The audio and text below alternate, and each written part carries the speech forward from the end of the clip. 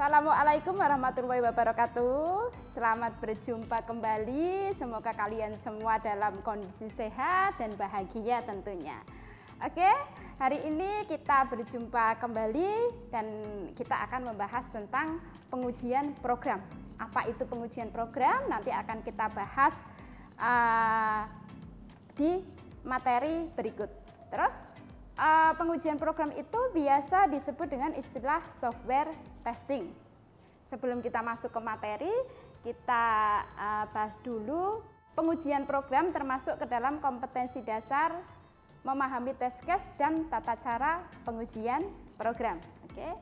Tujuan dari pembelajaran ini adalah peserta didik dapat menginterpretasi konsep kelas tes, butir tes, skenario tes. Selain itu, peserta didik dapat menyelesaikan masalah yang berkaitan dengan konsep kelas tes, butir tes, skenario tes, dan prinsip pengujian program dengan rasa ingin tahu, tanggung jawab, disiplin selama proses pembelajaran, dan juga bersikap jujur, santun, percaya diri, dan pantang menyerah, serta memiliki sikap responsif dan proaktif, serta mampu berkomunikasi dan bekerja sama dengan baik. Oke, panjang sekali ya tujuan pembelajarannya. Yang intinya adalah kita bisa tahu apa itu prinsip pengujian program ya, yang akan kita bahas kali ini itu.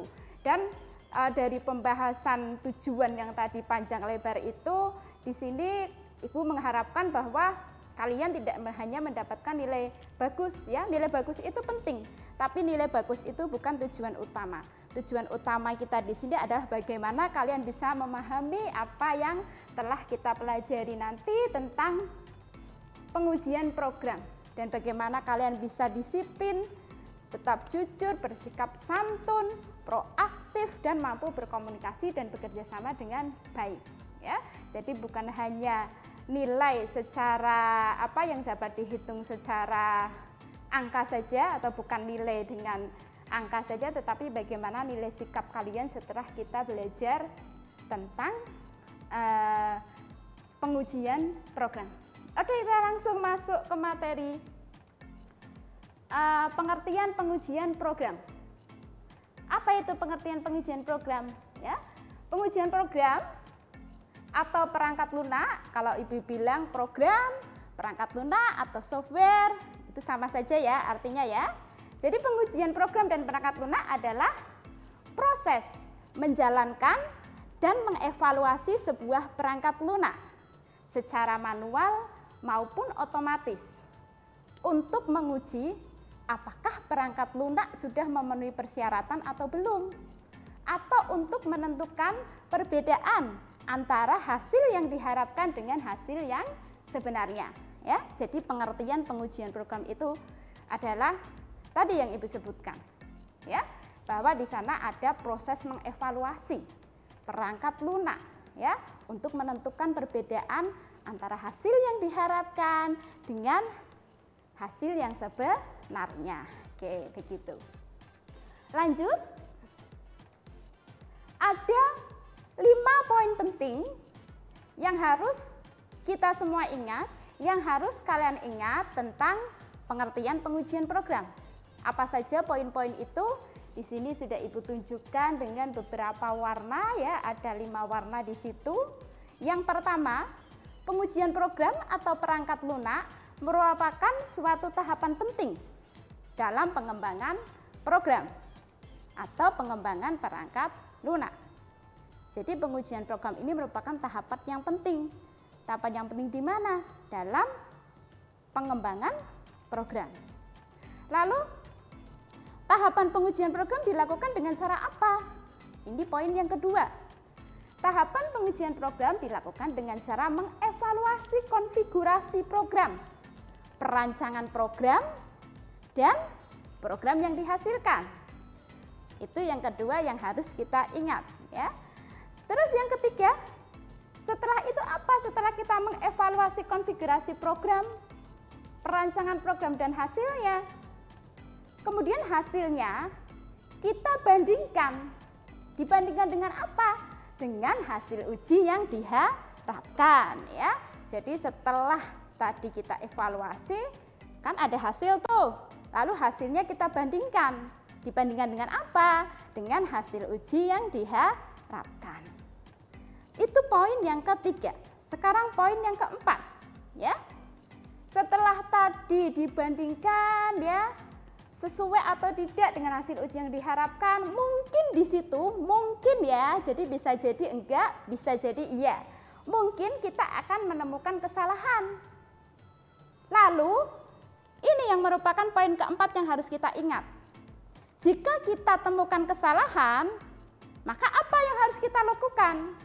Yang kita lakukan adalah kita harus memperbaiki perangkat lunak tersebut. Kita harus memperbaiki program tersebut, ya. Di situ Ibu jelaskan, ditemukan kesalahan. Jika ditemukan kesalahan, maka perbaikan perangkat lunak harus dilakukan. Ya, itu poin yang keberapa tadi? Yang keempat. Oke. Kemudian yang kelima, setelah ditemukan kesalahan, terus kita lakukan perbaikan, apa yang harus dilakukan? Kemudian ya, yang terakhir diujikan diujikan kembali dengan apa? Dengan hasil uji yang diharapkan. Maka langkah mana yang harus kita ambil? Kita mulai dari warna yang biru. Berarti kita akan mengevaluasi lagi konfigurasi program, perancangan program dan program yang dihasilkan, ya. Tapi di sini kita mengevaluasi hasil dari perbaikan program, ya. Kita mengevaluasi hasil dari perbaikan program. Lalu apa lagi? Lalu kita bandingkan lagi hasil uji dari perbaikan program dengan hasil uji yang diharapkan. Terus jika ditemukan kesalahan, maka perbaikan perangkat lunak harus dilakukan. Terus kemudian diuji kembali, Bu. Iya, diuji kembali. Terus kapan selesainya? Kembali diuji kembali. Selesainya ketika hasil dari program tersebut, ya, hasilnya sudah sesuai dengan hasil pengujian yang diharapkan. Berarti di situ proses kegiatan pengujian program berhenti karena sudah ditemukan bahwa hasil pengujian sudah sesuai dengan hasil yang diharapkan, seperti itu. Oke, kita lanjut. Yang berikutnya pelaksanaan pengujian perangkat lunak, ya. Seperti yang tadi Ibu sebutkan, bahwa kalau Ibu sebut perangkat lunak, Ibu sebut software, Ibu sebut apa tadi? Program. Iya betul, Ibu sebut program, itu sama saja ya artinya, ya. Oke, selanjutnya. Dalam pelaksanaan pengujian program, di sini dijelaskan bahwa pelaksanaan pengujian perangkat lunak biasanya disesuaikan dengan metodologi pembangunan perangkat lunak tersebut, ya. Pada umumnya, pengujian program dilakukan sesudah tahapan pembuatan program. Jadi kalau pembuatan program sudah selesai, tahapan program itu sudah menghasilkan sebuah program, baru program tersebut diujikan. Oke, lanjut. Prinsip pengujian program. Ya, prinsip pengujian program itu ada berapa? Oke, ada 3. Ya. Prinsip pengujian program itu ada 3. Yang pertama, pengujian harus direncanakan. Ya, kenapa harus direncanakan? Nah, pengujian harus direncanakan terlebih dahulu untuk mengetahui hal apa dalam perangkat lunak tersebut yang akan diuji. Sehingga pengujian yang dilakukan sesuai dengan rencana pengujian. Sehingga si penguji nggak bingung. Semuanya bisa berjalan sesuai dengan rencana, ya. Karena pada prinsipnya apabila kita akan melakukan sesuatu, ya memang untuk menghasilkan hasil yang maksimal itu harus direncanakan dengan baik. Apa yang mau kita lakukan itu harus direncanakan dengan baik. Ya begitu juga pengujian program harus kita rencanakan dulu agar hasilnya sesuai dengan rencana pengujian dan tentunya lebih maksimal nanti hasilnya. Oke? Prinsip yang kedua, pengujian dimulai dari hal yang kecil, dilanjutkan kepada hal-hal yang besar. Kenapa demikian? Di sini dijelaskan, setiap hal kecil pada perangkat lunak juga harus dilakukan pengujian.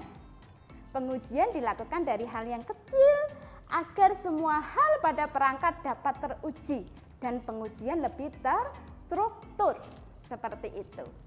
Ya, Ibu akan mencontohkan satu aplikasi ya, misalkan di sini kita memposisikan diri sebagai penguji program. Oke, di sini ada Ibu menggunakan contoh program Dapodik yang kebetulan digunakan oleh SMA Negeri 1 Jombang, digunakan oleh sekolah kita ya, terus digunakan juga oleh sekolah-sekolah lain yang ada di Indonesia. Nah, tampilannya seperti apa? Pertama, Ibu tunjukkan dulu halaman login-nya. Seperti ini halaman login-nya. Ya. Setelah kita login, nanti kita klik masuk. Nah, muncullah tampilan utama seperti ini, tampilan aplikasi Dapodik, tampilan utama ya. Di sini pada sisi sebelah kiri ya, kiri yang berwarna hitam itu ya, di kirinya kalau kita melihat di video berarti di sebelah kirinya kita, di situ ada beberapa menu ya, ada beranda, sekolah, sarpras, GTK, peserta didik, dan seterusnya sampai dengan ada pengaturan dan lain-lain. Ada banyak sekali di situ ya.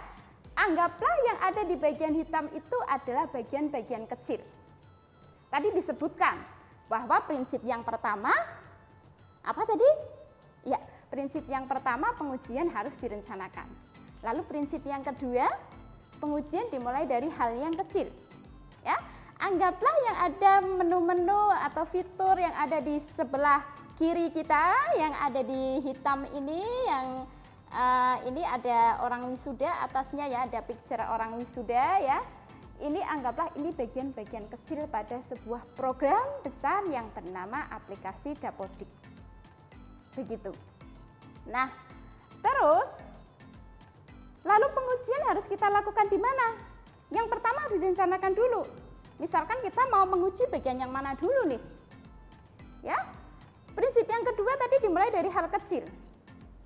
Dari hal-hal kecil itu nanti akan kita uji. Misalkan ini ya, umpamanya. Nah, misalkan dari mana dulu pengujian kita lakukan? Misalkan pengujian kita lakukan dari halaman login. Halaman login di Dapodik. Ya, di situ login itu identik dengan apa? Halaman login itu identik dengan identik dengan username. Selanjutnya password. Biasanya halaman login identik dengan itu. Ya. Misalkan di sini ditentukan bahwa untuk masuk ke aplikasi Dapodik itu usernya adalah email. Terus passwordnya misalkan passwordnya 8 digit. Bebas. Boleh huruf, boleh angka, boleh kombinasi huruf dan angka ya. Bebas pokoknya, yang penting minimal 8 digit. Dengan ketentuan seperti itu, kira-kira kalau kita ceritanya program Dapodik itu belum rilis nih, rilisnya masih 6 bulan ke depan ceritanya. Terus kita dikasih tugas untuk menguji program tersebut sebelum rilis, ya. Nah, itu salah satu keuntungan dari kalau kita menjadi penguji program ya. Program tester atau QA, Quality Assurance ya. Apa yang harus kita uji? Misalkan kita uji dulu nih, kita login dengan memasukkan user email sudah kita masukkan nih, tapi password tidak kita masukkan. Misalkan passwordnya kosong. Terus kita klik masuk, misalkan. Nah, ternyata bisa masuk ke halaman utama seperti ini. Misalkan loh, kok bisa masuk? Padahal saya hanya memasukkan email saja. Harusnya saya memasukkan email dulu, baru password, baru masuk, baru bisa masuk ke tampilan utama. Ya, tapi di sini saya baru nih memasukkan email, belum memasukkan password kok sudah bisa masuk. Padahal tadi diharapkan yang bisa login itu adalah ketika kita memasukkan email dan kita memasukkan password. Berarti ini telah terjadi apa di sini? Berarti telah terjadi bahwa hasil uji tidak sesuai dengan apa? Dengan hasil uji yang diharapkan. Telah terjadi bahwa hasil uji tidak sesuai dengan hasil uji yang diharapkan. Lalu apa yang harus kita lakukan? Apa yang harus kita lakukan? Tadi kita sudah membahas bahwa ada 5 hal yang penting yang harus diingat pada pengertian pengujian program. Ya, ada hal yang harus kita ingat dalam pengujian program. Jika hasil uji tidak sesuai dengan hasil uji yang diharapkan, maka apa yang harus dilakukan? Iya, betul. Berarti kita harus melakukan perbaikan program. Ya, sesudah melakukan perbaikan program, baru diujikan kembali. Kalau sudah sesuai dengan hasil yang diharapkan, ya udah selesai. Tapi kalau belum, ya udah, berarti harus diperbaiki kembali. Begitu. Itu gambaran dari pengujian program. Gambaran simple saja ya, biar kalian mudah untuk memahami. Lalu gimana lagi? Ibu kasih contoh nih, satu lagi.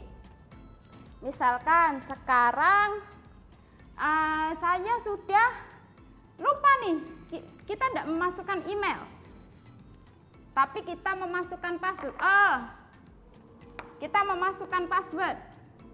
Passwordnya ternyata tadi kan persyaratannya 8 digit ya. Misalkan passwordnya angka 1, 2, 3, 4, 5, 6, 7 sampai 8. Klik. Bisa masuk atau tidak? Misalkan loh kok bisa masuk? Berarti sama seperti tadi kejadiannya. Hasil uji tidak sesuai dengan hasil uji yang diharapkan. Berarti program harus dilakukan perbaikan atau program harus diperbaiki. Seperti itu ya, semoga kalian paham. Ibu contohkan satu lagi. Di situ misalkan ini bagian kecil ini sudah selesai kita uji dan sudah diperbaiki. Lalu di sisi sebelah kiri tadi yang warna hitam itu ada beranda dan seterusnya. Misalkan kita mau uji dulu nih rombongan belajar. Ibu hapus dulu.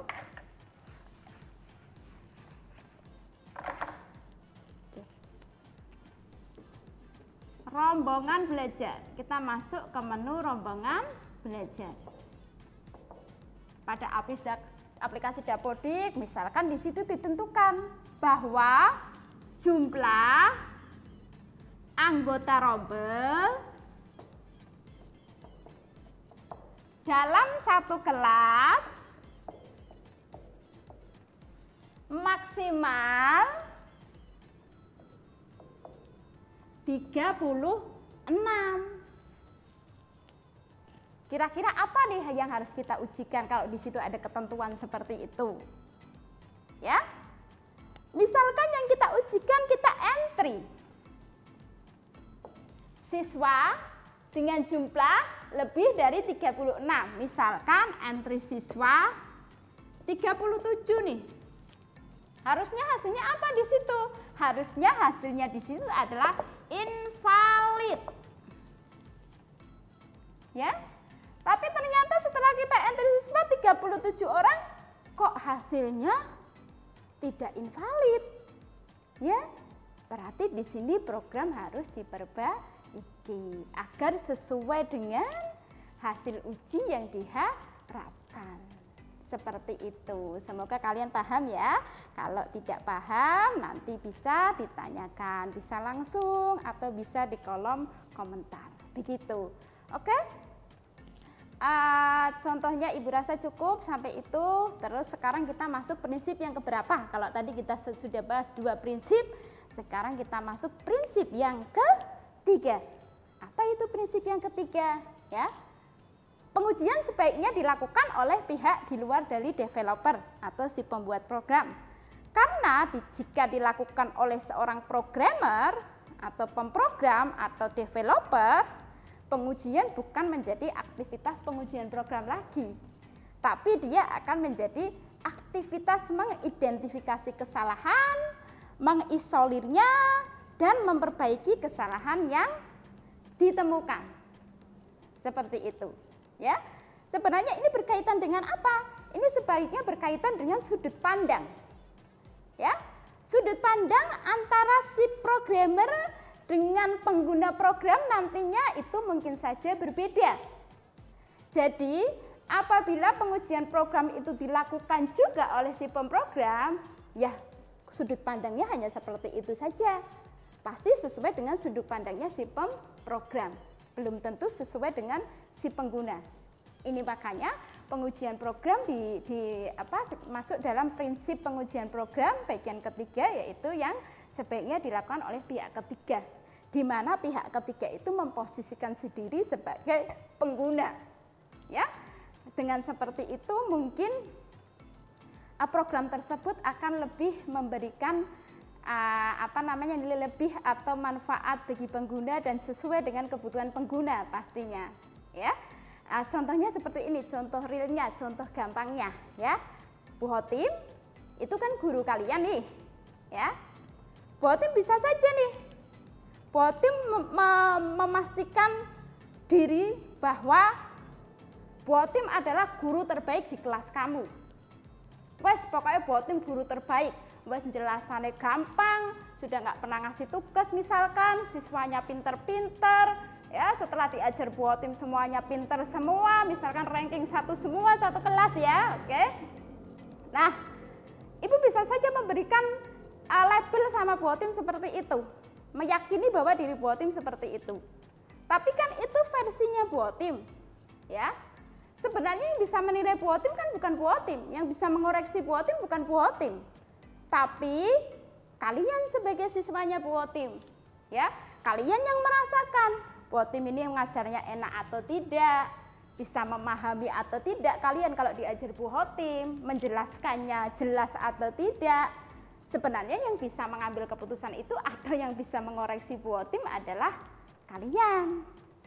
Misalkan kalian bilang, Bu Hotim kalau ngajar suaranya terlalu keras nih, kita kadang kaget. Kan di pertemuan berikutnya Ibu bisa merendahkan suara Ibu biar kalian lebih nyaman, biar kalian tidak kaget, ya, seperti itu.